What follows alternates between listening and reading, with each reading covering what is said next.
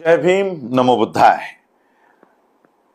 2024 parliament की elections हम सभी लोगों ने देखी। ये इलेक्शंस पूरी तरह से कॉन्सेंट्रेटेड थी संविधान को लेकर। एक पार्टी बीजेपी कह रही थी कि हम संविधान हटाने जाने वाले हैं और संविधान हटाने के लिए 400 पार का नारा उन्होंने दिया था। दूसरी पार्टी कांग्रेस कह रही थी कि हम संविधान बचाने की लड़ाई कर रहे हैं और संविधान बचाने के लिए हमें ज्यादा से ज्यादा वोट दीजिएगा। एक तरफ एक पार्टी कह रही थी कि संविधान हटाएंगे, दूसरी पार्टी कह रही थी कि संविधान बचाएंगे। अब बीजेपी हारने के बाद वो कह रहे कि कांग्रेस ने एक फेक नैरेटिव तैयार किया कि हम संविधान हटाने वाले हैं, जबकि खुद आनंद हेगड़े ये कह रहे थे कि 400 पार जाना है क्योंकि संविधान हटाना है। महाराष्ट्र की पंकजा मुंडे कह रहे थे कि हमें संसद में ज्यादा से ज्यादा संख्या में जाना है ताकि हम संविधान हटा सके।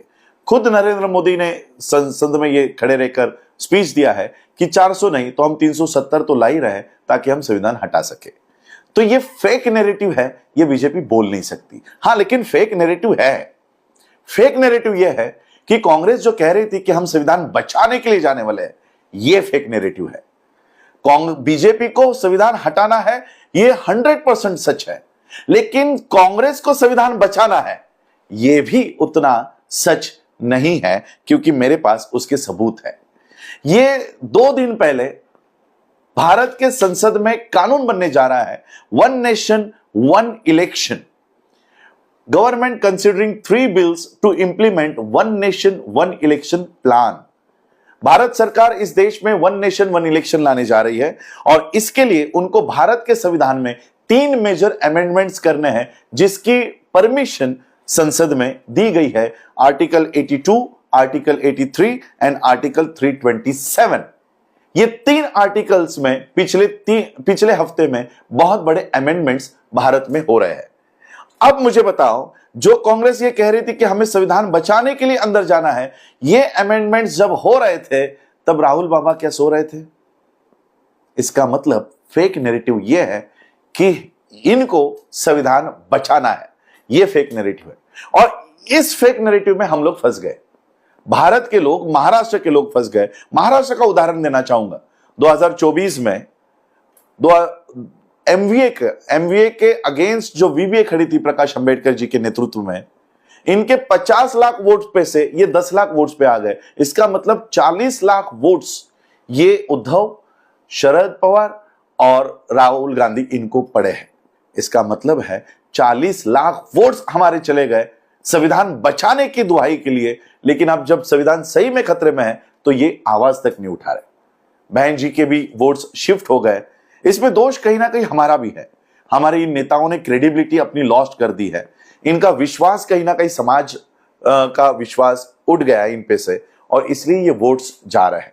और इसलिए मैं आज फिर से हमारे समाज के वोट्स हमारे ही पार्टी में आए, ना इस इंडी ना एमवीए के लिए जाए, और हमारे वोट्स का रिप्रेजेंटेशन में तब्दील हो। इसके लिए आज मैं बाबा साहब के रिपब्लिकन पार्टी ऑफ इंडिया को फिर से रिवाइव करके इस पॉलिटिकल मूवमेंट को अपने हाथ में लेने की मुहिम कर रहा हूं। जो विश्वास अपने बहन जी पे दिखाया, मेरे चाचा जी पे दिखाया, मैं चाहता हूं कि यह विश्वास एक बार आप मेरे पे दिखाए। याद रखिएगा, मैं उस डीएनए से हूं जिस डीएनए ने इस देश में 2500 साल की गुलामगिरी को 60 साल के उनके जीवन कार्यकाल में खत्म कर दिया। उस डीएनए को लेकर मैं चल रहा हूं। हमारे महाराष्ट्र के बौद्धों को मैं ये अपील करना चाहूंगा कि जो विश्वास अपने बाला साहब पे दिखाया, एक विश्वास इस बार महाराष्ट्र के असेंबलीज में मुझ पे दिखाइए, ताकि बाबा साहब ने जो रिजर्व सीट्स गांधी के जान के बदले में हमको हासिल करके दी है, उस रिजर्व सीट्स पर आज बीजेपी का और कांग्रेस का कब्जा है। क्या इनको नैतिक अधिकार है? अरे गांधी जी के जान के बदले में, प्राण के बदले में आपने हमको ये सीट्स दी है, वो सीट्स भी आप हमसे चुरा रहे हो। बीजेपी संविधान हटाना चाहती है और उसी संविधान के सीट्स आप हमसे चुरा रहे हो। और इसलिए इन सीटों पर मैं अपने उम्मीदवार, बौद्धों के उम्मीदवार, अंबेडकरिज्म के उम्मीदवार, जो बाबा साहब को मानते हैं, ऐसे उम्मीदवारों को खड़ा करके इनको महाराष्ट्र के असेंबलीज में भेजने की मुहिम खड़ा कर रहा हूं। सारे 29 के 29 सीट्स में लड़ाने वाला हूं। और इसलिए सारे बौद्धों को मैं ये अपील करना चाहता हूं, एक भी वोट जाति के नाम पर, धर्म के नाम पर, खून के नाम पर हमें अब बांटने नहीं है।